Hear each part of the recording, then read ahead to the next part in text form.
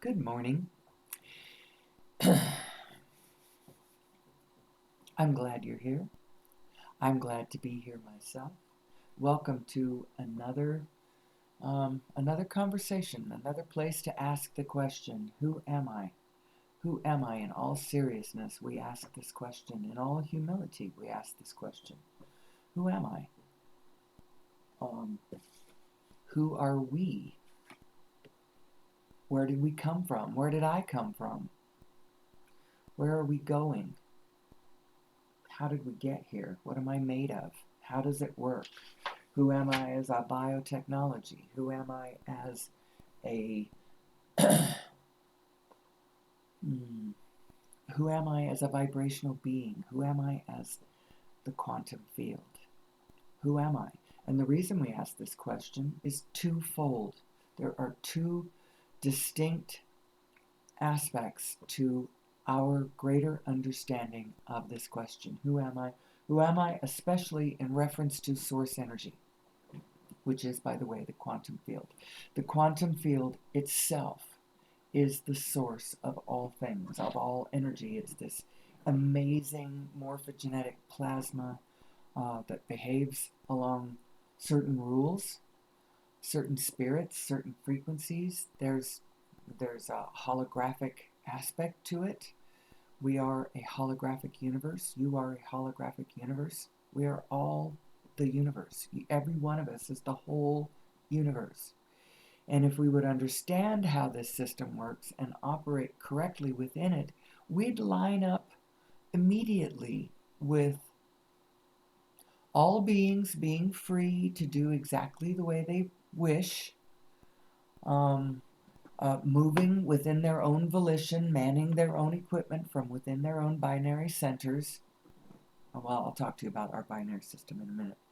Um, and we would harmonize beautifully with the um, biofield around us. We wouldn't have the problems that human beings appear to be having on planet Earth, getting along with each other and getting along with the rest of the ecosystems of this planet.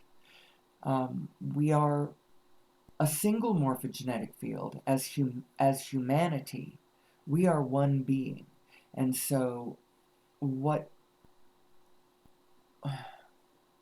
everyone is affecting the field. It's a field phenomenon. So everyone else's business really is your business, which is crazy because in a way also everyone's business is absolutely none of your business.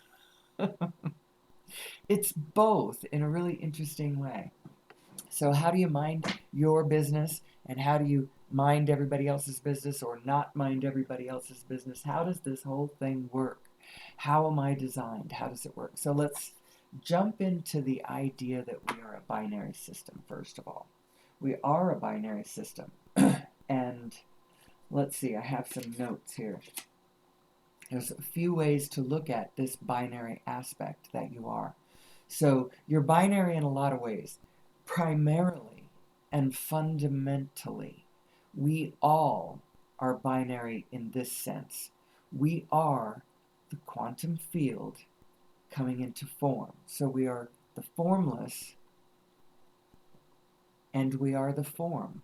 We are the form within the formless. We are the quantum field. We are the divine matrix. We are this amazing, wondrous, superfluid plasma um, energy that is the entire universe. And that energy, that source thing, is holographic. It's um, relaying its data and information across the field at all times. It's like points in the field, all points in the field, through this jiggle of space-time, through this quantum fluctuations, this vacuum fluctuation, the uh, um, the little plonks all jiggling and touching each other and communicating with one another. All the points across the field are like uploading their information to an allness. And this allness is at the same time translating its allness to all of the parts. So uploading and downloading, it's a wondrous thing. And you are this field, so you have access to all of this information too. You are, it's coming in across the Planck field of every proton in your atomic structure, for one thing. The Planck field of every proton, encoded within the Planck field of every proton, is all the information of all the other protons in all of the universe. There is a relationship between those two.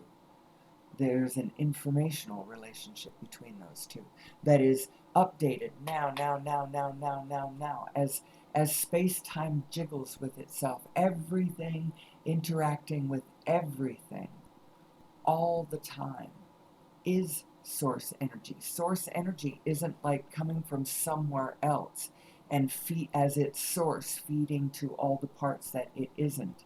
Source energy exists everywhere. Everywhere, everywhere. It's like the point that we all share. There is a shared point. I do believe there is a literal shared point. It happens to be the point, I think it's the common point where we all came out of the same primordial spin. So the universe is spinning, everything is spinning, everything that comes into material being comes into being as spin. Spin is baked into the cake, spin is part of the fundamentals. It's because all appearance, all matter, all anything that comes into materiality, as it comes into materiality across the event horizon of the 0-point energy field, as it comes into reality, it's spinning. Spin is baked into the cake. It's fundamental. It's part of the shape of things. Everything is a little vortex of spin. And on the one hand, you have an infinitude of individuated spins. But somehow, in some mysterious way, they all lock into one another, and they're all coming out of the same primordial spin, this point that we all share, this place where you don't have to go anywhere. You don't have to go to a different location other than where you are to have access to all of the energy of the universe and all of the information of the universe. That's just how it's made. That's how it's designed, and it's amazing, amazing, and wonderful. And I'm not saying that we don't have lots of problems on planet Earth, because we certainly do. And I can briefly elucidate them for you, at least in a general way. We've got some serious problems. But if we would focus on how the universe is designed, how cool it is, how wonderful we are, and what our actual potential really is, what it is that we can do and how it works. If we focus on that, first of all, that'll make us way happy, and immediately we'll start getting all of the ideas that it will take to solve every one of these problems that I'm going to tell you right now in a general way. They're really big problems. They are massive, horrible, big problems. But you can look at them in a general way and see that every single one of these can be fixed if we would focus on, first of all, how wonderful it all is, what the possibilities all are, and then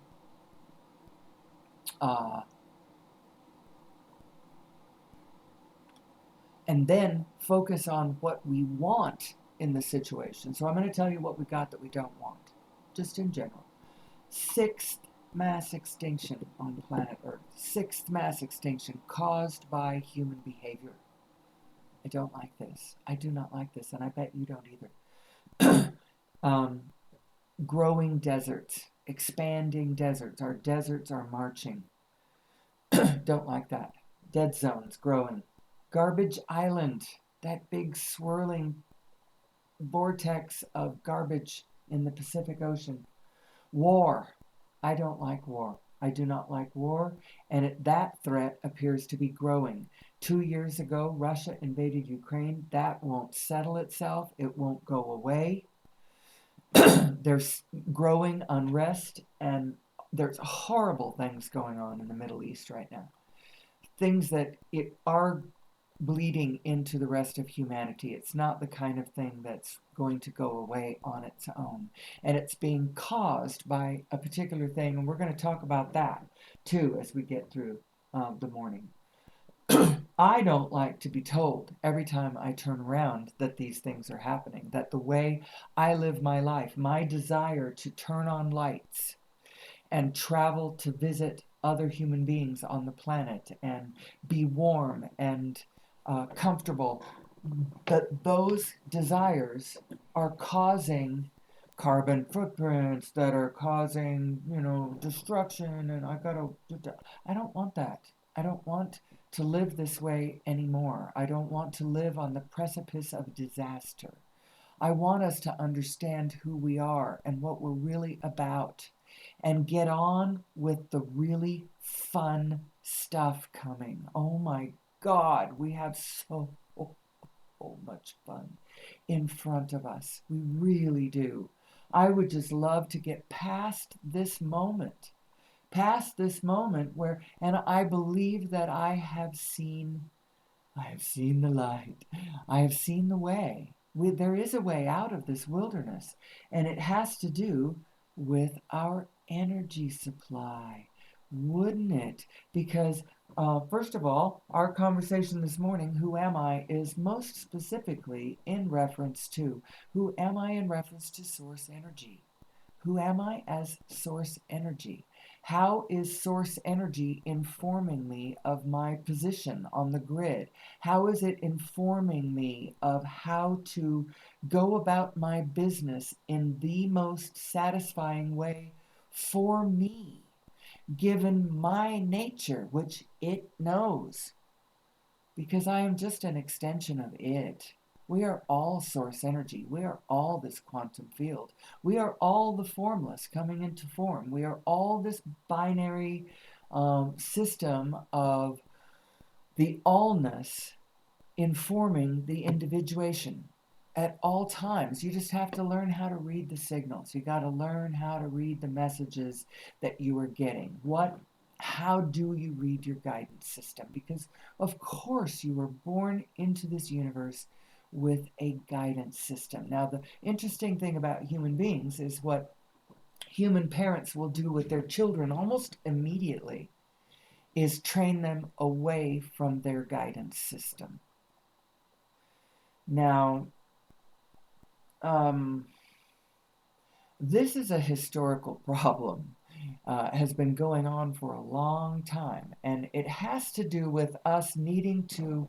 We're sort of little hooligans when we're born, little imps that don't understand broader perspective, and we really do need a bit of guidance from the bigger folks. Our raw impulses when we're babies are not necessarily clear as far as us understanding the rules of the field around us. But we have basic instincts, and those basic instincts are good. And one of the instincts that we have that we are trained away from almost immediately is our instinct is that this is a joyful place, that we are here to have fun, that it is natural for us to feel good, and it is not natural for us to not feel good.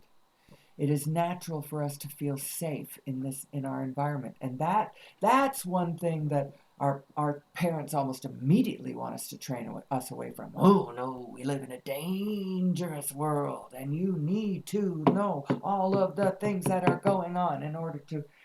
When in actual fact, what we should be teaching our children is how to get in clear touch. So don't let them just get carried away when they're very, very young because they don't know their way, but respect their feelings. Always, always honor and respect and care for tenderly their feelings because their emotional guidance system is perfect and beautiful and wonderful. Their understanding of the greater world may not be quite so much just yet, but their instincts to feel joyful, to feel safe, to feel happy is all good. We are made that way. We are made to be happy. We are made to be joyful. And quite frankly, we couldn't be more safe because we are made of the quantum field. And the quantum field is this plasma that can become anything. We are holographic. We are part of the big thing. We are one with the allness. There's and yet we are respectfully each individuals divinely autonomous individuals within this divine allness that we are a part of. And there's this organizational structure that's trying to happen. There's this beautiful organizational force that is gently trying to get us to organize in certain ways. Now, the details of such things are ours to choose. Ours to choose, and divinely so. This is our divine autonomy. Someday I'll do a program on nothing but divine autonomy, although I'm sure that some of these other things are going to come in because, our nature, the way we are designed, how it works, how our broader perspective and our individual specific perspectives, how they marry, how your emotions are trying to give you a read on the general frequency accuracy of your thoughts. So if your thoughts are taking you into places where the frequency starts getting away from that feeling okayness, you start getting worried, you start feeling threatened, you start feeling fearful or angry or jealous or depressed or any of those kinds of things, it means that you have taken thoughts on frequencies that your inner being, your broader perspective, your the aspect of you that knows, that is in touch with all things, that is disagreeing with you. And I don't know about you, but when my little thoughts start disagreeing with the allness that really knows, I know who needs to back down. It's me. I need to back down and honor my inner being who is trying to tell me, no, come this way, you'll like it over here, this will be fun, come this way, come this way. Your inner being never warns you, never threaten, never warns you by making you aware of threats that frighten you. Your inner being would instead, if your inner being sees a train bearing down on you that you don't see, that's going to smash you flat, it doesn't warn you about the train. It starts pointing at a butterfly off the track. Come this way. This is so exciting over here. You know what I mean? And it will move you off the track, but the impulse that is your true inner being is one of light. It's one of moving towards what you want, not drawing away from something you find threatening. You have a kind of a toggle switch nature. You have two modes, um, growth and protection. Growth and protection. Growth and protection. Those could be analogous to love and fear. Growth and protection, moving forward, shrinking back. You really only have those two choices. And the way it feels tells you which way it is. But we're not trained to pay attention to our feelings. We're trained to be hyper focused on the specific shape of the fluxing, rolling manifestation around us at any given time. Face reality. This is what's going on. This is what's reality. Well, the reality that you're pointing at when you say this is reality is only the reality in this moment. And that one is begun,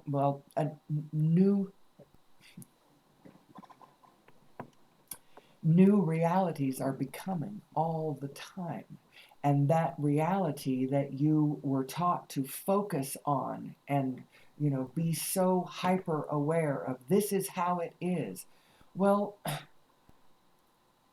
in my case, my parents drilled that one into my brain when I was young But quite frankly, that world that they told me to focus on and pay attention to and get all the details about how it was, that world isn't even here anymore.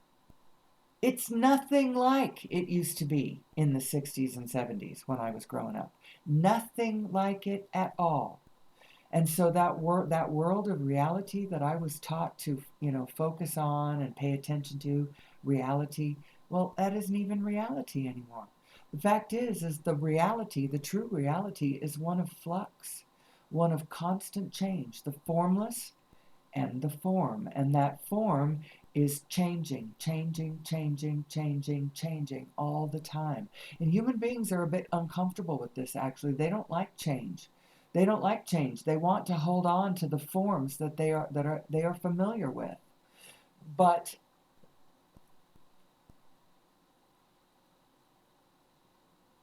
you gotta let go. You gotta let go. You gotta let go to that old form because it's be going.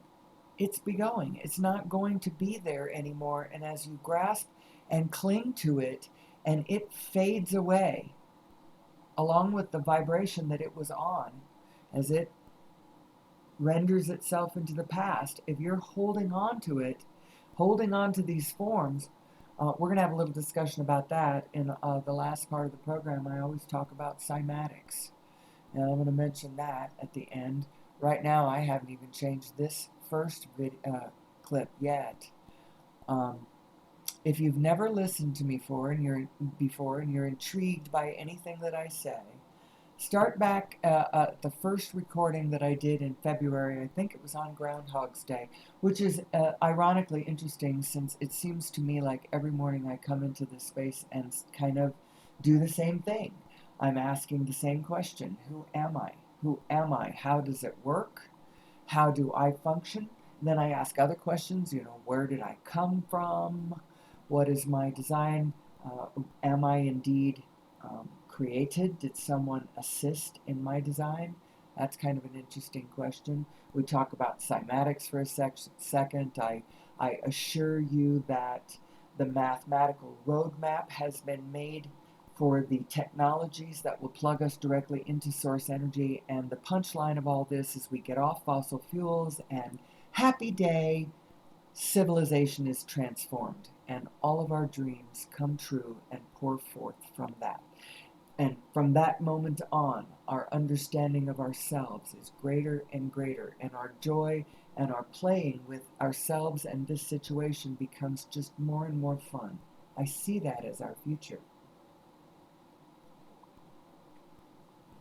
It really can and would be our future if we would get more quickly. Well, I don't care about quickly.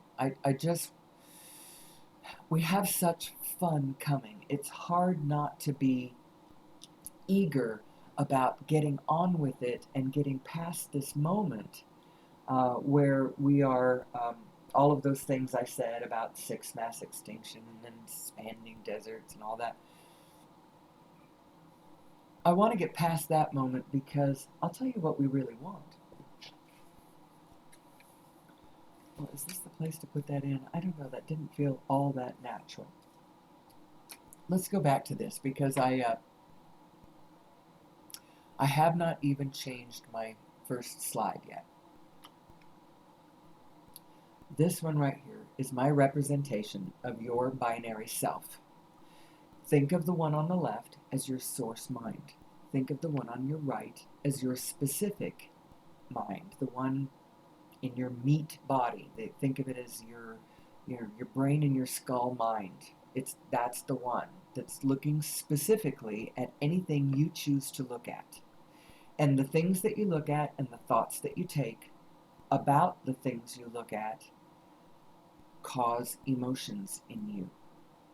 It's the thought that you're taking about what you're looking at that is causing your emotions. Now, you may have a knee jerk that doesn't have much thought in it. You look at someone, being brutally murdered or something, you're gonna have a gut reaction. You're gonna have an immediate reaction that doesn't have a lot of thought. That's coming from a legitimate place too, and it is perfectly legitimate for you to not care for the dark things that you see. But taking a broader perspective and understanding the field phenomenon that you're actually looking at, you may be pinning the blame. I never use these, but I should. Pinning the blame on the individuals who are perpetrating the negative aspects of the field phenomenon in any given moment. But it's not just them. It's not just them. There is no villain in the sense that it's never just the villain. And I'm not saying, oh yeah, all of his supporters, they're all the villains too. All the Death Eaters and all of the Nazis or whatever, they're all to blame too. Well, it's still all a field phenomenon. It's sort of like, when somebody goes to the psychiatrist because they are, or maybe their family sends them to the psychiatrist because they're acting up, they're acting antisocially, they're being terrible. The psychiatrist knows right away, before, doesn't even have to know the details to know that the family dynamic has everything to do with how that person is acting up. They're just the one that is that's voicing the problem. They're not the only one carrying the problem.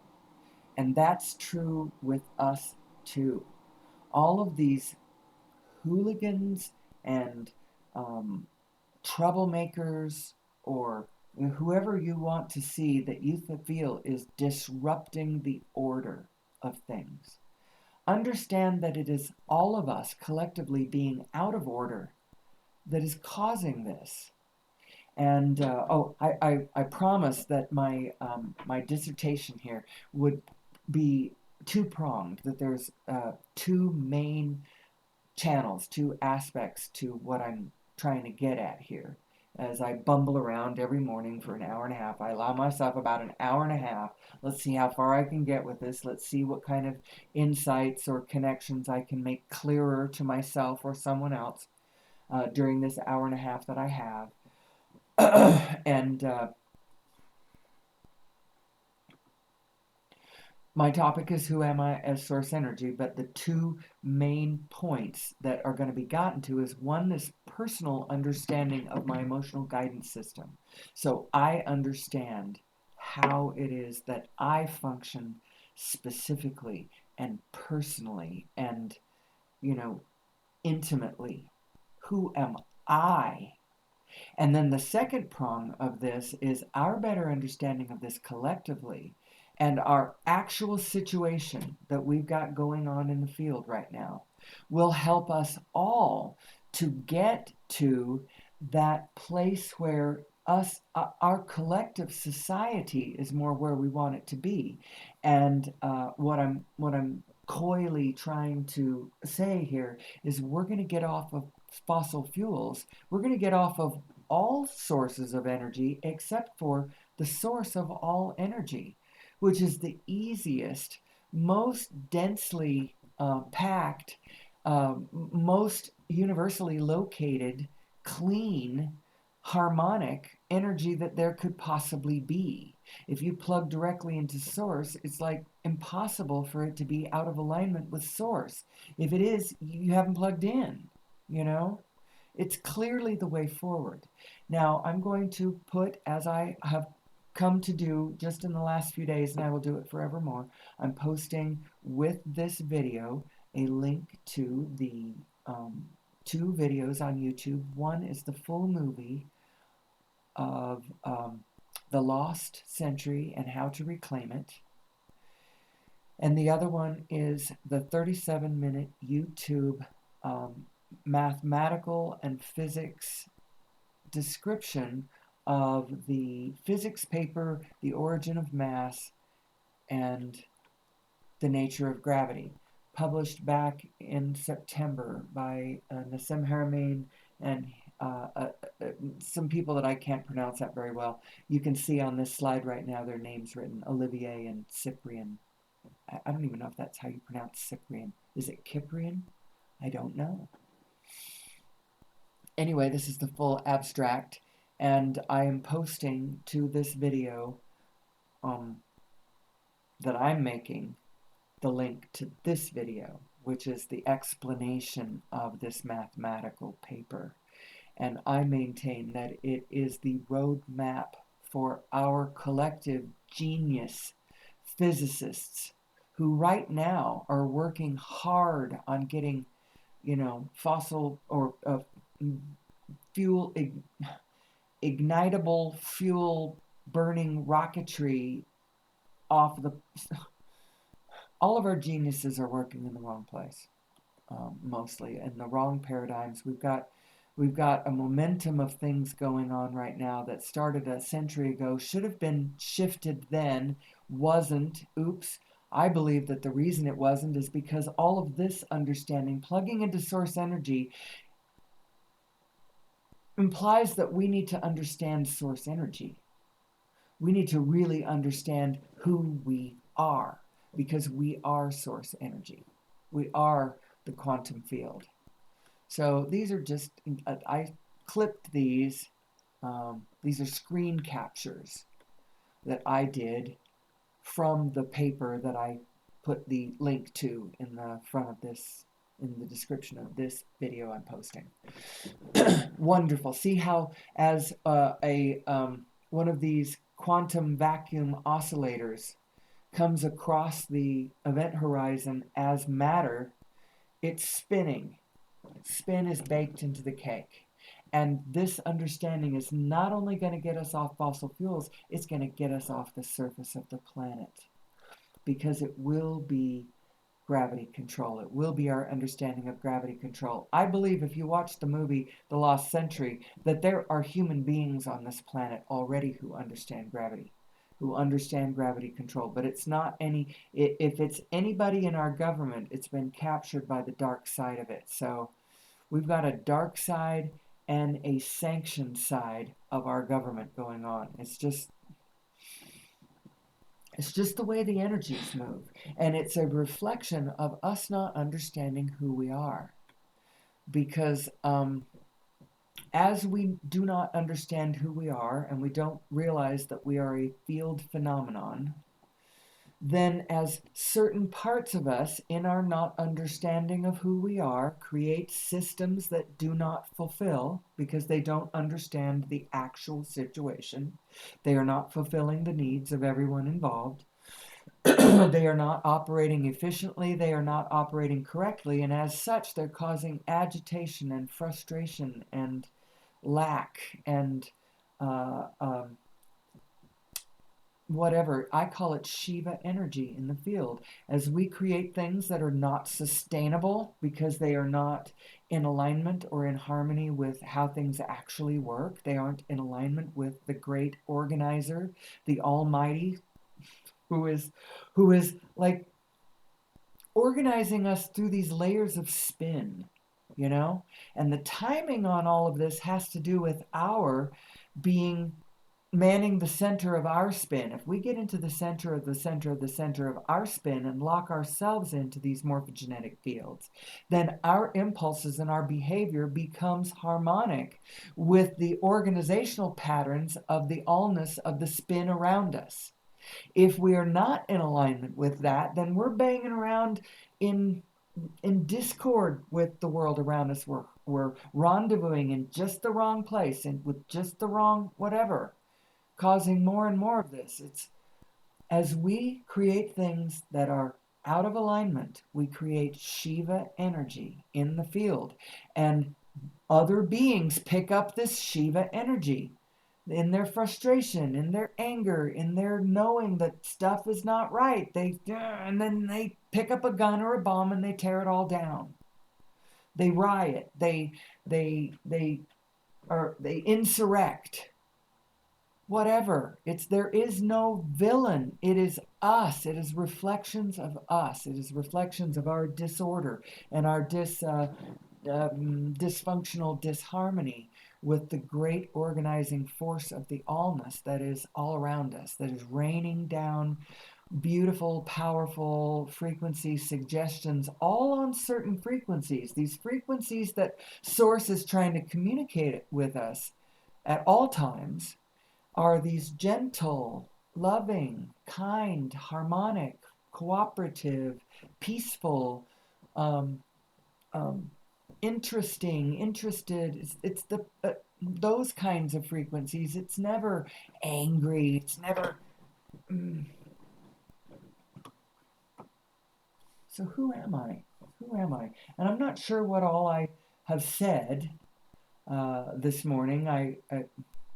There's going to be some point where I'm going to have a checklist, and as soon as I say it, I check it off and make sure I don't repeat that story, because I have a general collection of all of these ideas and how they all fit together, how they all support each other, and how they all lead us to these conclusions of this beautiful, expansive, cooperative, holographic universe that we have all been born into, that we seem to not understand.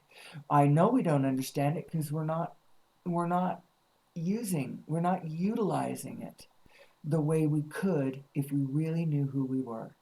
You know, this right here, I've stopped on this picture. This, I believe, is the last of my pictures of any. This is from the paper itself, not from the 37-minute YouTube description of that paper. You can go find that paper. Um, uh, I showed it in the abstract at the beginning. If you really want to find that paper, The Origin of Mass and the Nature of Gravity is the name of that paper. If you really want to find it, I'm sure you can find it. This picture right here is showing how the Planck field within every proton, which is every proton is actually a little black hole. The structure of the universe, the structure of the multiverse, is actually black holes all the way up and all the way down. It's this system of integers, wholeness, fractal representations, reflections of the whole all over the place. It's really quite blessed and quite beautiful. And if we would but understand who we are and how this works, when you understand how this works, then you just focus on what it is and what you want. And you'll walk right straight to it, because your inner being, your broader perspective, can lead you around all the resistance everywhere in the field around you, because it knows, because it's reading the field. Remember, as I told you before, all the parts, all the protons, all the Plancks, everything is uploading its information to the allness. And the information of the whole is downloading to all the specific parts. Now, through this divine matrix, this Planck field, this quantum field that we are all one with. We are the formless coming into the form. We are the eternal. So back to this picture. I don't know if I actually said all of these words that go with this. In I am a binary system. I am the formless. I'm the formless coming into form. I am the eternal abiding in the expirational. How about that? I am the quantum field and my physical body that the quantum field has morphed into. I am the macro and the micro. I am the vibrational and the conventional, the allness and my me-ness, the allness and your you-ness. You're all of those things. You are a binary system, and this is what it looks like, or to me it does. You can even almost envision this as a spinning field, because you can see it, that aperture on the right. You can see the. So think of it as that. They are spinning fields, spinning morphogenetic fields, and depending on how deep you want to go, you can click into greater and greater layers of data flowing through you, representing the entire universe. It's like I wrote this down the other day because Nassim Haramein said it. I thought it was amazing. One of these days, my tech savvy is going to be, or somebody's going to help me with, somebody's going to collaborate with me. And they're going to clip out, it's going to be so easy for them. They're going to clip out Nassim saying this, and I'm going to put it right here in my presentation. When you integrate yourself as a biological being, you connect with the morphogenetic field of the planet. When you integrate yourself at the atomic level, you connect with the solar system.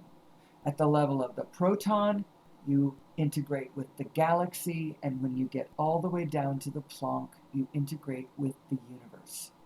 It's this all the way inner being, inner fields, outer fields. All the ancient traditions have known this. Inner worlds, outer worlds, this reflection, all the way up and all the way down, this scaling thing. Well, the math has been done now, which means that our technology can follow.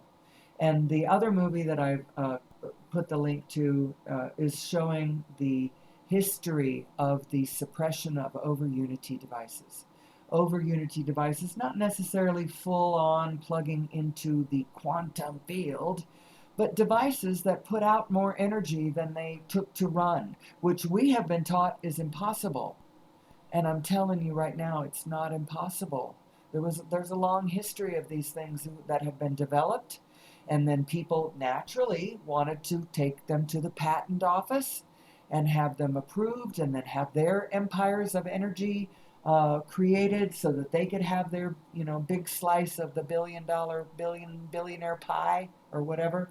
And that's not every time the structure that that existed there, which was the it was the robber barons starting in the 19th century. It started with J.P. Morgan when he discovered what Tesla was really trying to do. This sort of egalitarian systems of energy and communication, free and universal. He put a stop to it. He was J.P. Morgan was Tesla's backer, his financial backer. Tesla wasn't really anybody, he was just a genius. But J.P. Morgan was his financial backer, and when he realized what Tesla was actually trying to do, he pulled the plug on him. And there it started. And just go watch the movie. I put the link in this. I particularly enjoy the last 25 minutes or so. It's a message of enormous hope. Enormous hope for humanity.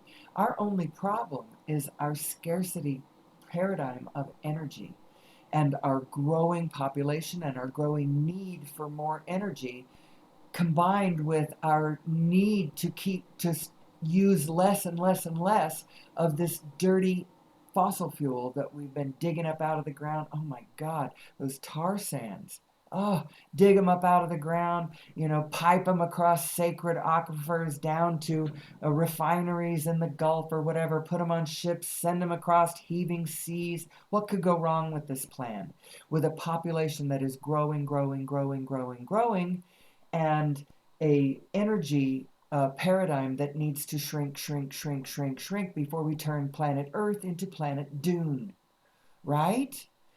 And so we're given this false choice. Austerity, austerity. Slam the door on your hopes and dreams. We can't have what we want. What we want is to play and have, high-tech fun with this and that, but it's all going to, nah, it's wrong, wrong. We can have it all. We can have it all. Know that as we have asked, Source has answered. So what are those steps of creation that Abraham tells us about in her very fine discussions with the world about the law of attraction and how all this system works?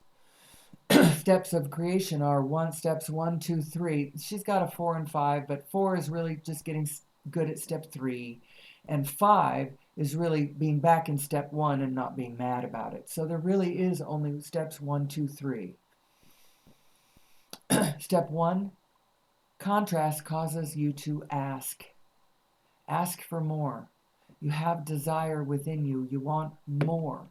You don't have enough, you want more. You don't have the food you want food. Things are disordered, you want order. You're cold, you want to be warm. You feel unsafe, you want to feel safe. It's a really basic mechanism. There's an impulse to the desire for the more, for the better, for the improved, this consciousness that is aware of what you've got and has a sense of what would be better, right? Contrast causes this recognition to happen, causes those rockets of desire. Step one, you ask. Step two, and it's vibrationally you ask. You have asked, you've sent a signal to the universe, you have marked a thought in yourself, you have preferred something, you love something, you want something. Step one, you ask. Step two, Source answers. Source always answers. You may jump to looking for the physical manifestation of that answer right away, but that's not how Source answers. Source answers vibrationally. And now your job, if you want to be in on the party, because according to Abraham, and I do believe her, this expansion is rolling forward, and there is nothing that will stop it. We are going this way. The evolution is assured. It's always moving forward, always expanding. This universe and consciousness is always expanding. It's how the system works. It never, ever, ever stops. It's all. So this is coming. The question is, do you want to be in on it, or do you want to just have been involved in the asking for it? If you want to be in on the party, then the secret answer is, now this is what she teaches as deliberate creation, is know that Source has answered you and go find that vibration. Go find the vibration of the answer that Source gave you. It's sort of a place you find in faith. Source, God has answered our prayers. Now I have to, in faith, know that there is an answer. And then knowing there is an answer, I abide in my space and I wait for the impulses, the thoughts, the ideas, the good ideas, the great ideas. Oh yeah, that's how to fix it. Yes. But if you stay in this place of, I don't like this, I don't like this, I don't like this, you'll never hear the good ideas that will get you out of it. It's sort of that part, you hear, God helps those that helps themselves. That's how that works. God has answered you, Source has answered, but it answers vibrationally. And that vibration is, it's a precursor to the physicality that will be happening, that's coming. So vibration precedes form. Vibration precedes form. So you ask, Source answers vibrationally. Now, this is how you, as a human being, as an individual, could cut yourself out of the party. If you don't know that Source has answered you and you keep staring at whatever it is, that condition that you didn't like, that caused that rocket of desire to come to be emanated in the first place, if you stay in the negative and stay staring at, focusing on something you don't like, well, one thing to know is whatever you are looking at, whatever direction, so it's not the object you're moving towards, it's the spirit you're moving towards. So whatever you're looking at, whatever way you are looking at it in, so what spirit you are in as you are looking at something, that's the direction you're going. That spirit is the direction you're going. So if you're angry and you're moving all out of angry, that's the direction you're going. And law of attraction is going to start giving you more angry, and you're going to start rendezvousing with more and more people who are resonating with the same angry for different reasons. But, but they all seem to come together in this angry. We're all, it's like club angry, club ornery. Which spirit are you on? What spirits are I mean, you talk about spirits and people think you're talking about woo-woo stuff. We're talking about frequencies and how they feel to your inner guidance system, how that works. So let's see. Step 1, you ask. Step 2, source answers. Step 3, you have to allow the answer. You have to allow the goodness to come to you. You have to allow the good idea to drop into your mind. You have to be inspired to the ideas and the actions that will take you to the answer to what you have asked for. Step 1, 2, 3. Step 4, you get good at step 3. You bad or inconvenient or slightly or more than slightly uncomfortable things come your way, and now you don't take them personally anymore. You understand. It's funny. I create my own reality, but when things happen, I shouldn't take it personally. That's a very funny line to walk, isn't it? I no longer take things personally. I realize it is just my inner being trying to give me guidance. If I stay in the negative emotion, then I am resisting the guidance. If I allow the guidance, it means I flow into the answers. I do believe that this general understanding of how our systems work is going to bring us to, like I said, my two-pronged thesis. My two-pronged, I said the word a little while ago, can't remember what it is number 1, as an individual, I have a greater understanding of my guidance system, my emotional guidance system, which we're going to put this is just a list, your emotional guidance system.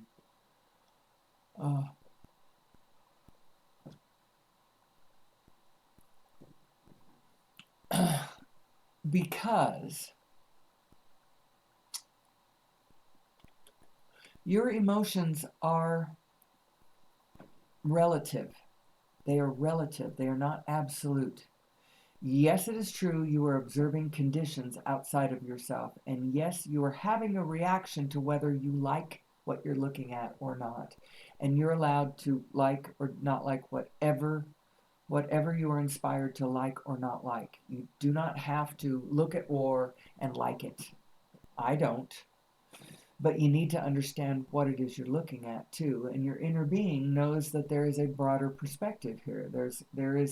We are a field phenomenon, and so it's not looking at a villain and blaming the villain. It's understanding full well that the whole situation is being caused by energy patterns in the common morphogenetic field between us.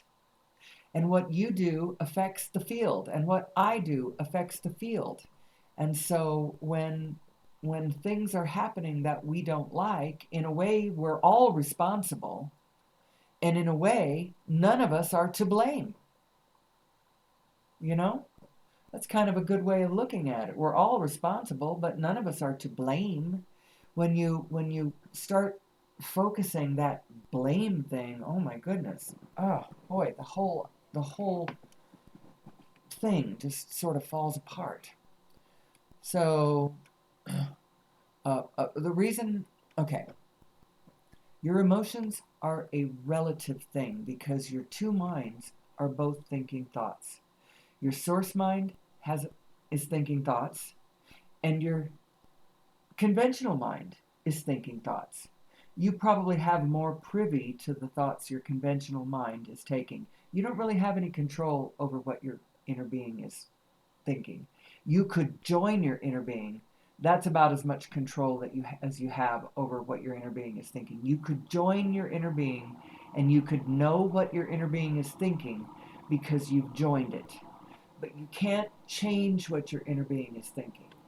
Not you and your little self. Your inner being is solid because this is what your inner being is doing. First of all, it's knowing where all the physicality is at any given moment. It knows where it is because it's in touch with that allness channel, that frequency coming across all of your atomic structure through all of your black hole protons who are updating the current information of the entire universe within their Planck field every now through this cosmic jiggle, through this holographic interference pattern coming across all frequencies. It's a really cool thing. Your inner being just knows where everything is, knows where all physicality is in any Planck time and how it's moving, where it's going, how it's rendezvous. It's an organization of spins all coming out of a single spin that it has informational access to. So your inner being knows where everything is, right? So I wouldn't argue with your inner being ever. Do not argue, you will lose. Your inner being knows where everything is. Now, what is it looking at? Because it doesn't have to look at everything exactly. For each point of consciousness that we're talking about now, you are a point of consciousness, but you are a point of consciousness that is actually very easy to see within your own body. You are a conglomeration of some a cooperative conglomeration of some 50 to 100 trillion individual divinely autonomous cells, each one of them desiring for themselves through their contrast what they want, and sources answering them. And there's no contradiction, they are just doing that. That's what, and you at your point of consciousness already are speaking for 100 trillion others, because that's your body. So, but we're just going to talk about you, conventional you, and your body, single person. Yes, you are the captain of 100 trillion others, but you are you and your point of consciousness. So what is your inner being looking at? By the way, all your cells have an inner being too. And then us as humanity, we have an inner being. And then planet Gaia has an inner being. And they're all of these inner beings are all cooperating with one another. They're all just vibrational aspects of this whole summation of vibrations that is this great universe that we abide in. It's a wonderful, wonderful thing. But my question was, what is your inner being looking at? It knows all things, so what is it looking at? It's looking at what you want. What do you want? You want freedom, abundance, joy, fun, meaning, clarity, security, energy, peace. Those are the things you want. And that is what your inner being is looking at. It's looking at the path to you achieving a materiality, an experience of immateriality that includes all of those frequencies. Freedom, abundance, joy, fun, meaning, clarity, security, safety, peace, energy, all of those things. It's looking at that. It's kind of looking at it in general, but it sees a jillion specific ways that you could get there. And it's sort of trying to light your way. And how do you get into alignment with it? Because your alignment with your inner being is key to everything. You have two relationships in this universe, and you really only have to pay attention to one, and it's this one. The other relationship, you have this relationship, the one between you and your inner being, and then you have your other cosmic relationship is between you and everything else in the universe. So you have those two relationships. And all the while, you're trying to move towards freedom, abundance, joy, fun, meaning, clarity, security, warmth, safety, peace, and energy. I probably shouldn't put them in that order. I should think about a better order. I don't know if energy should be the last one. But in any case, that's what you want to move towards, and your inner being can see a path, many, many, many different paths that you could legitimately take that would get you to a material manifestation of those frequencies. So your inner being's looking at what you want. What are you looking at? You might be all transfixed, staring at some horror with morbid fascination, thinking that I need to study this because this is obviously a genuine threat to me and my body and my family in this field. I need to stare at it and stare at it until I understand it so that I can avoid it. But this is a complete misunderstanding of how our equipment works. The only thing you did is you stared at it. You didn't make yourself more safe from it, but you did input with more emphasis, I don't like this. And that actually does have some positive effect to the evolution of us all, but we could get a lot better than that. We could do a lot better. We've been putting this desire for peace into the collective vortex for many centuries, and I think it's about time that we translated some of that peace into actual reality. And I believe that the way to do that is we need to understand who we are and how it works, how we function, how the field around us functions. It's like this cosmic 3D printer or cosmic Play-Doh, this Planck field and how it becomes. And nothing ever bestays, it always begoes. It becomes and begoes and becomes and begoes. It's always in this eternal flux. And we have within our I am, within our identity system, who am I? Remember, that's the question. Within our identity system, we have this plug. It's where we plug in who we think we are. And you can figure out where you are at any time as you answer that question. I am fill in the blank. And depending on how you filled in the blank, you attached that I am to something somewhere in the field around you. What did you do? If you said, I am a salesman, well, you plugged it into some conditions around you in the physical world. That's what you plugged into. Now, maybe the identity you plugged into is something that's not sustainable. It's not sustainable, and so it's becoming harder and harder to make a living at this, whatever this thing is that you said that you were. Maybe you make buggy whips, you know? You're in 1890 and you're a buggy whip manufacturer going gangbusters because everybody's got horses and buggies. But it's not going to be very long, another 15 years or so, and buggies are on the way out and cars are roaring their way in. And if you can't be flexible, if you're fixed in physicality, no, I am this, and I can't change as the world changes around you, then you become more frightened, more desperate. Anyway, let's go back to this plug. What is this plug? I am fill in the blank.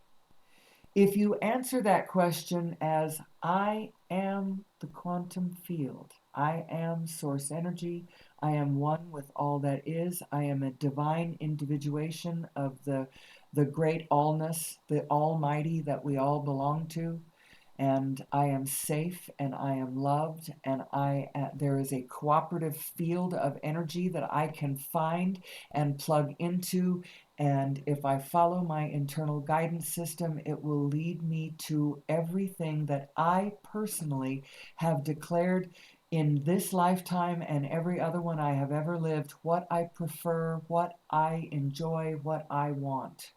I can follow my bliss in this way. And Joseph Campbell was not wrong. This is the primary directive. Follow your bliss. Find it. Find it. So I've been saying, get into alignment with your inner being. How do you do that?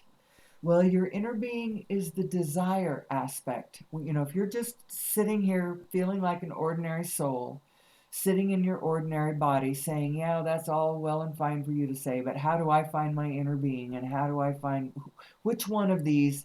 How can I tell which one is which? Because quite frankly, they have blended together within me so that it's hard for me to tell the difference between the two of them. I am one. I am one system. I am a binary system. I am two that become one. And so I can't tell the difference between the two of them. How do I tell the difference? Well, your inner being aspect, that energy, that source energy aspect of you is the desire.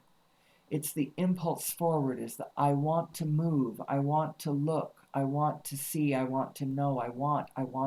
What do I want? I want to feel. I'll tell you what you want. You want freedom and abundance, joy, fun, meaning, clarity, security, warmth, peace, and energy.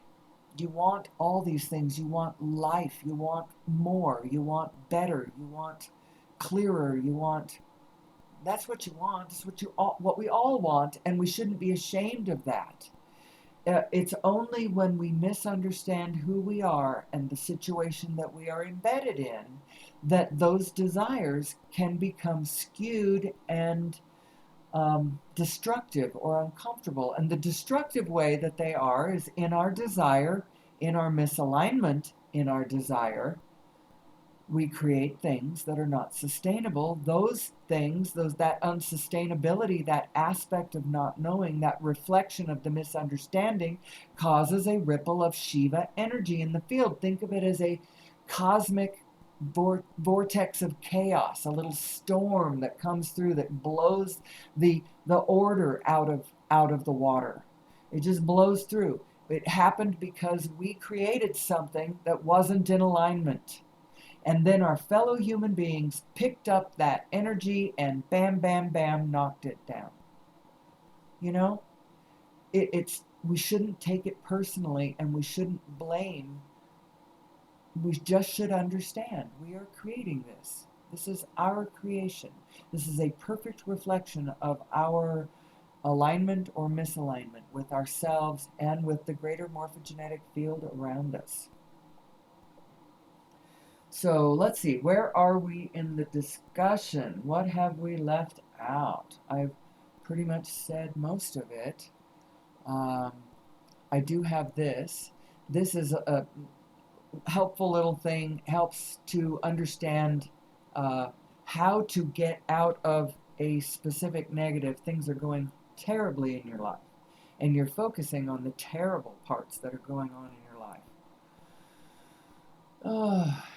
Well, actually, I'm not sure. This begs a discussion of momentum, talking about momentum, how momentum works, and what your sleep is all about. Sleep is mostly about breaking the momentum of your specific mind, who can really get carried away with itself.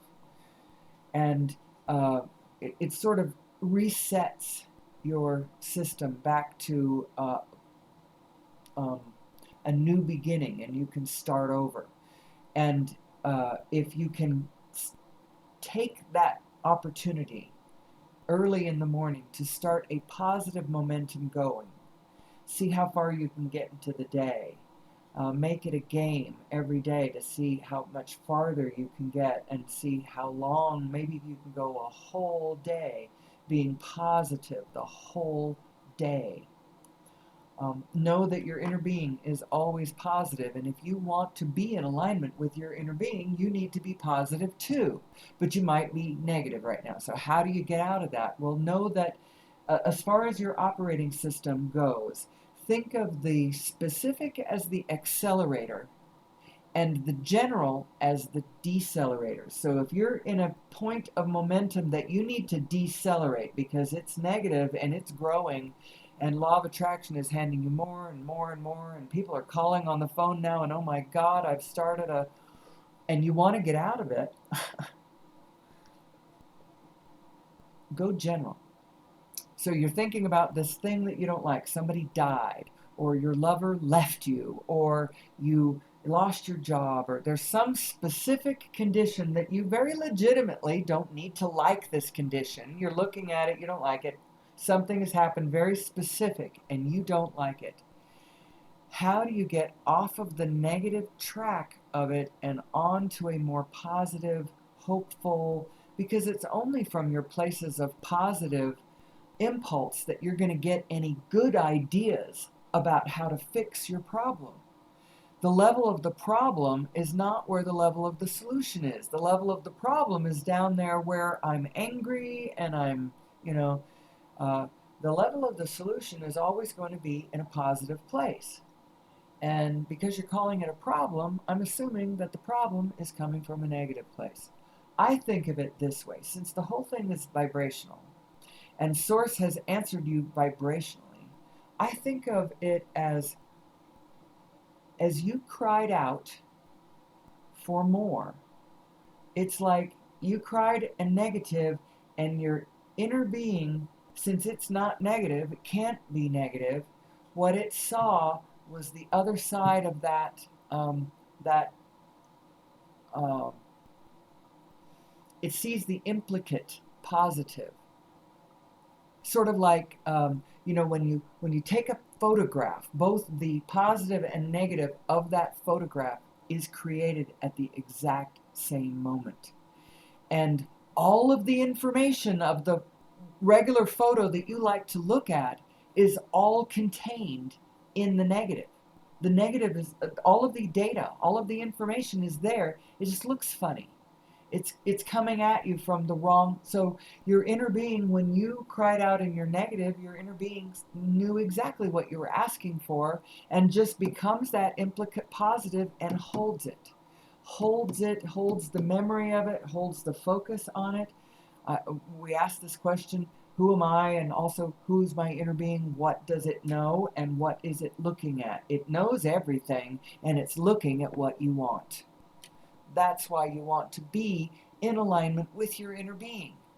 And know that your inner being is always in a positive state of being. So if you want to be in alignment, you got to find your happy thought. Isn't that funny that we have all kinds of mythologies that try to tell us that too? Peter Pan, find your happy thought. That's where your power is. That's where your magic is. We are so amazing. We are so amazing, and I would like to see humanity get to the amazing that I know that we are. So I've got a couple of short things I always end my program with. This one is, I show these cymatic patterns. What is cymatics? It's the study of the relationship between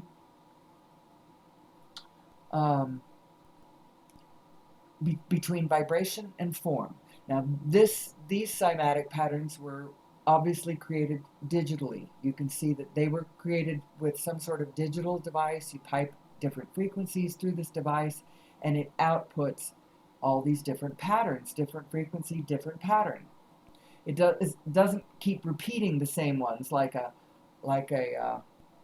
kaleidoscope, unless you repeat the same frequency. I imagine you get the same one to come up if you put the same frequency in. I don't know how that works. This right here is more illustrative of how cymatics was developed and originally studied. Hans Jenny, the pioneer, the founder of this field of study, he would take a metal plate. In this case, they've used a dark colored black metal plate with a light colored granular medium so you can see the pattern more easily. But you sprinkle a granular medium onto a metal plate, pipe a frequency through it, and it forms a pattern.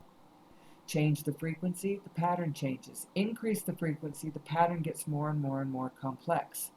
In between patterns, so like you got one frequency going, now change the frequencies.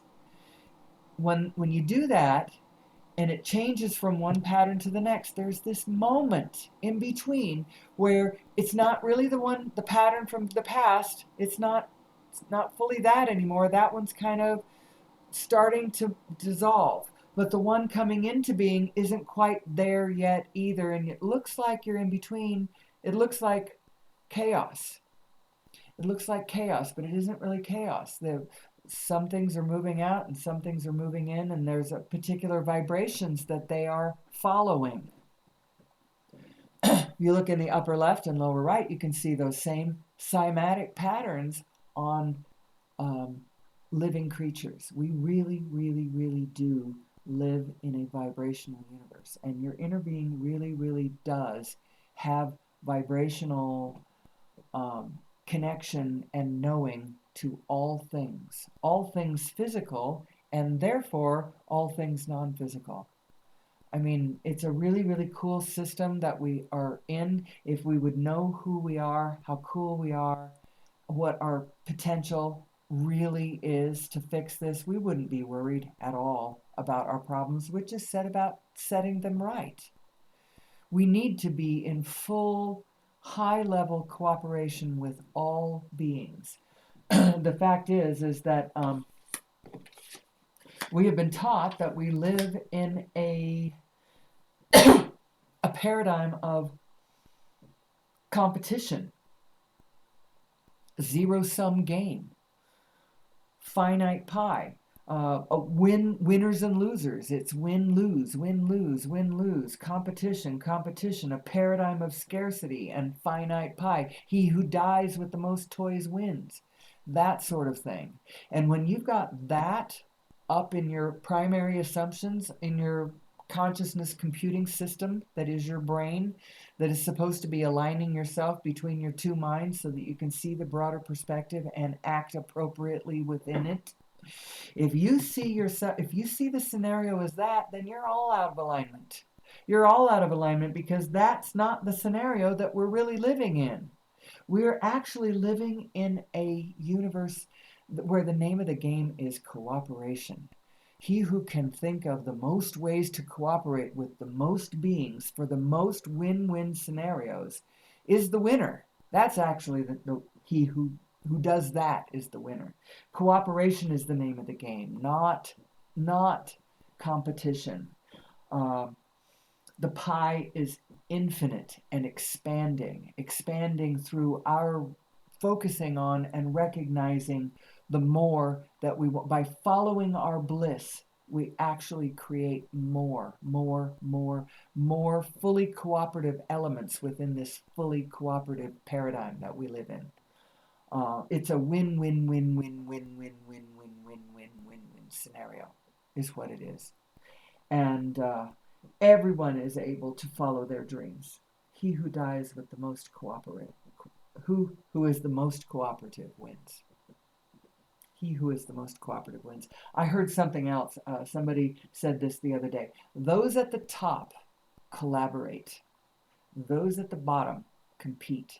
And that's an expression of people at different layers of understanding of who we are. If you're fully cognizant of who we are and how this works, you are at the top and you're collaborating with others joyfully and playfully and hopefully. If you are not understanding who you are and how this works, then you're down at the bottom scrabbling for the scraps. Anyway, so I have one more little thing before I'm going to bring this to an end. We might actually be done with this before. Oh no, I have one. I have a lot more actually. I realize I left out a whole bunch of this of this presentation. Okay, so I put up the 5 kleshas. This is from Buddhist philosophy, and it's considered to be the root causes of all suffering. They are basically all coming from a misunderstanding of who we really are and how it really works, how we are this formless quantum field, this divine matrix coming into form. That's who we really are. And when we identify with that self, instead of overly identifying with, they say identifying with an imaginary self. I'm not sure that your meat-based self is imaginary, but it's certainly temporary. It's not who you really are. It's not who you always are. It's just who you're being in this moment, and you're going to be somebody else in the next moment, and you were somebody else in the moment past, and you're becoming and becoming and becoming and always becoming more, and there's nothing to be afraid of in any of that. The only place where all the fear comes in is when you start overly identifying with your meat self is not recommended, because your meat self is very vulnerable. Your meat self is made of meat, for crying out loud. It was never meant to be permanent. It's perishable by definition, but that's not who you really are. It's just kind of the coat you're wearing this season. The real you is in a place where nothing can ever hurt it. It doesn't matter whether, it becomes volcanoes or supernovas or anything, because you really are the quantum field. So anyway, I thought that was interesting. I think that this very much plays into my thesis, which is this idea that our understanding of source energy will free us in every sense of the word. Free us from our people pleasing behavior. You don't want your the impetus of your actions to be coming from the outside, trying to please other people based on what you think they think and what you think we all ought to be doing and what you should be doing. And none of that is the right impulse. Now, when you come from your true center, from your perspective of self, blessing yourself and honoring yourself and knowing who you are, when you come into alignment, you can please yourself, but when you please yourself in alignment, it's in complete harmonious cooperation with all the desires of everything else around you too. So it's not a selfish want. It's not like, I want money, so I'm. And you can imagine this when you're, say, if you're coming from a place of fearful lack, and the impulses and ideas that you get are for things like, well, I don't have any money, and I don't have any way to get any money at all, but the 7-Eleven has money, and I could get a gun, and I could take all the money that they have in their cash drawer. Now, I know they drop it all the time, but I could get $60 or $70, and that's more than what I have. And so if that's the kind of ideas that you're getting and following, you can imagine you aren't going to have a lot of cooperative components that want to cooperate with that, because that's not a very aligned desire. But if perhaps your desire is to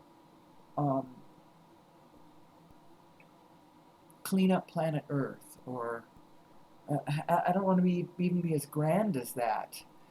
Say your desire is you want to start a business of something that you know something about and love, and your impulse is you want it to be sustainable, you want it to um, employ lots of people, you want them all to be doing well, you want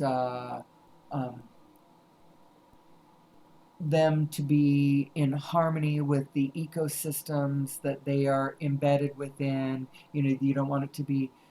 Anyway, as you start weaving these kinds of intentions through, you can start feeling all the cooperative components that will now start gathering. And law of attraction's gathering them. You don't have to do this all in your left brain mind and then, figure out where they are and call them and pick up the phone book and then call them all up and get them to meet with you and then tell them. You don't have to do any of that. What you do is follow your bliss. Follow what is fun for you, what lights your your heart up, your get into alignment with your inner being. Your inner being is ecstatic about being alive in this universe, absolutely joyful about it and afraid of nothing. Plug your plug into your source. Don't plug it into the field of flux around you, because that's not safe. That world around you changes all the time. And if you are counting on materiality not changing in any way, at some point in the game you will be disappointed. If instead you plug your I am into the formless and then play in the form and not feel threat as the form around you dances and shifts, then your life will be better. And all of our lives will be better when all of us are doing that.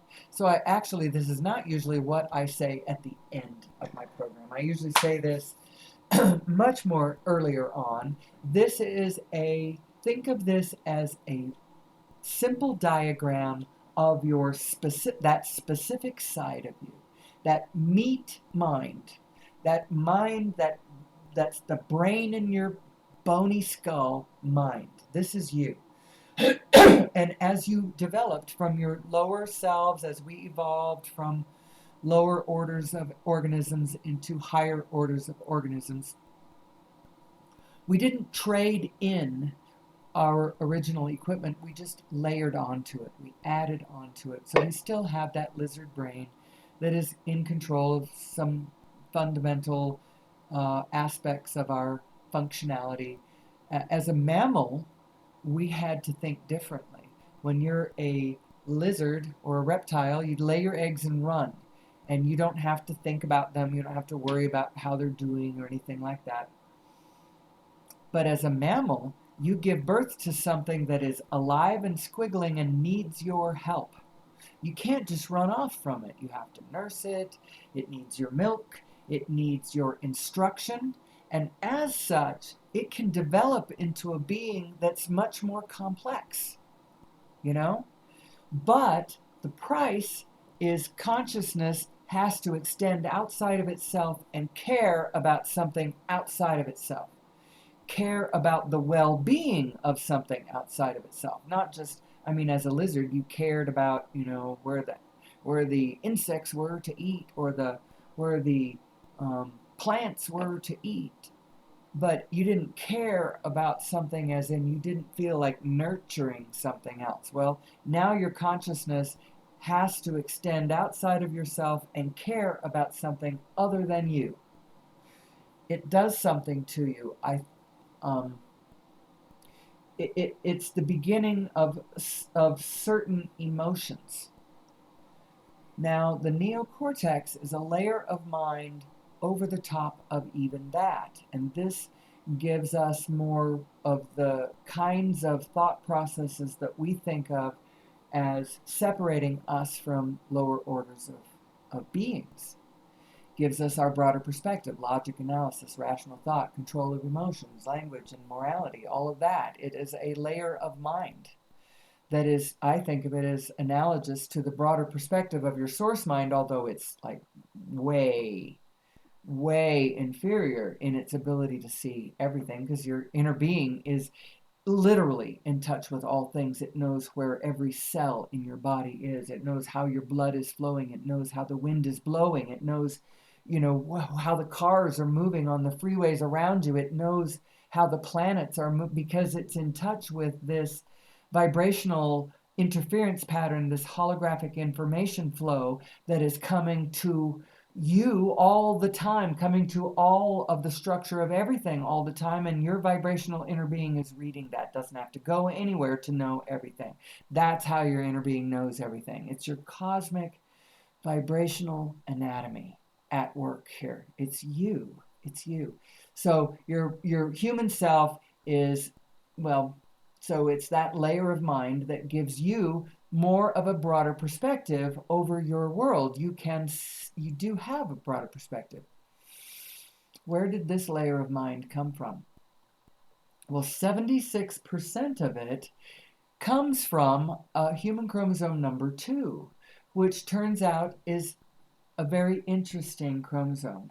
Now, back in 91, a team of geneticists published this little gem in a peer-reviewed scientific journal, the Proceedings of the National Academy of Sciences.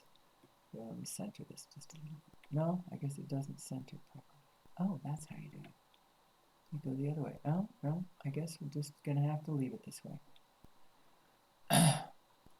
The Proceedings of the National Academy of Sciences, pnas.org. This was published. They two volumes every year in this time period. I don't know what's going on now. It wasn't that hard for me to find this. pnas.org was the second volume, came out October 15th. It's the 40th article in. I couldn't find a table of contents, but I read.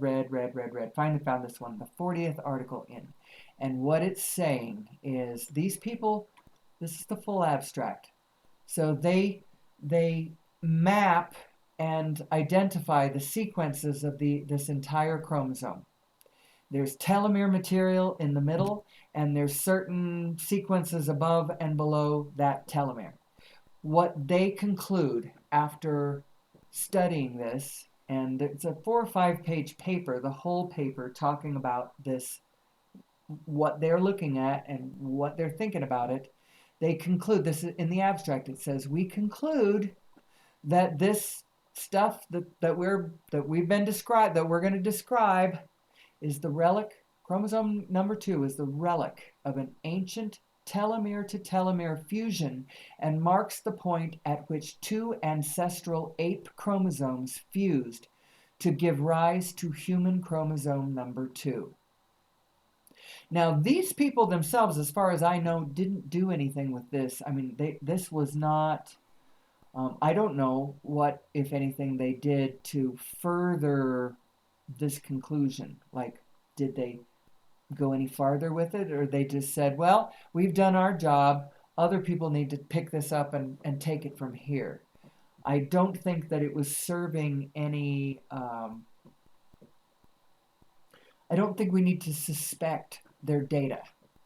And the fact is even if we did suspect their data, this is published to their peers. And so their peers should have looked at this and either red flagged it and said, we disagree with this, which nobody ever did.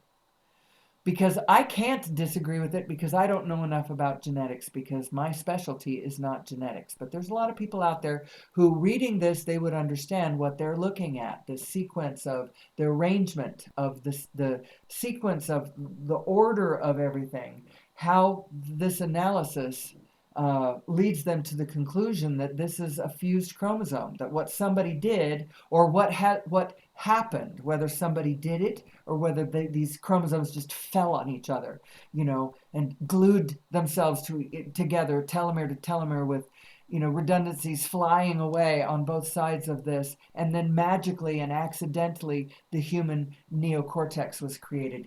That's possible, I suppose. Possible, I suppose, just the same way that it's possible that a tornado flying through a junkyard, containing all of the parts, that in some universe would, all of it come together and become a 747. I don't think, or give a chimp long enough and he'll tap out Shakespeare. Well, no, he won't. I mean, given long enough, he'll type out all of the letters contained in all of the Shakespeare stuff and even the quantity of them. But as far as having it in the right sequence, it's only the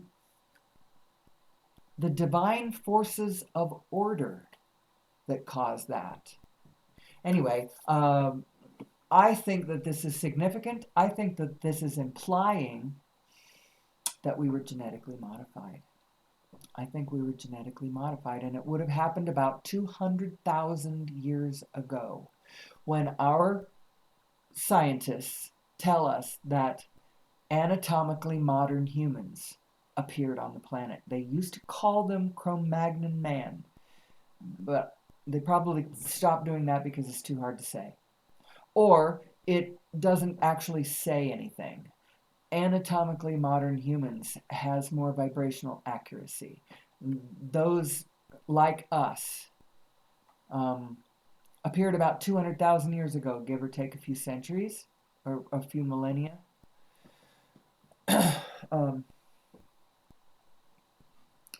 And it implies that extraterrestrials had something to do with it. This would explain a lot as far as our mixed history on planet Earth. That we have lots of indigenous traditions, lots of mythological and religious traditions all over the planet have different versions of we were created. And I always thought that it must just be a metaphor for, the incremental evolutionary processes of the Almighty, or some such like that. But I think it's more than that. I think we have creators. Somebody gave us a little boost, a little nudge, a little tweak. They undoubtedly took a naturally occurring um, hominid or primate species that was here on planet Earth and just boosted us a little, you know? It would explain also why we have such a fragile psyche, why our connection between our specific self and our eternal self is so breakable, that connection between the two. How we can get off into left field, believing our dark self, and instead of staying in alignment with what we ourselves truly know to be true about all physicality, as in our inner being, our broader perspective, our source mind. So that's all I have to say about that. Now, whether or not it's true that we are genetically modified, I mean, I think it makes sense. But our design is still our design. We still are two minds. Whether we evolved to this incrementally and naturally, or whether we mostly evolved naturally and then just kind of took a little jump at the end, whether or not, doesn't matter in a way which of those two scenarios is true. You are two minds, and you have two relationships. One, you and your inner being, which is you and your eternal self, you and the Planck field that you are made of and embedded in and dancing with forever. That relationship is your most important relationship. When you are square with that one, you are square with the rest of the world, because she is square with the rest of the world. When you pay attention to that relationship, then your other relationship falls into place. That other relationship is that relationship you have with literally everything else. Your children, your boss, your employees, your spouse, your neighbors, your team members, everybody, the whole rest of the world, your political party, the opposite political party, your nation, your state, your city, your planet.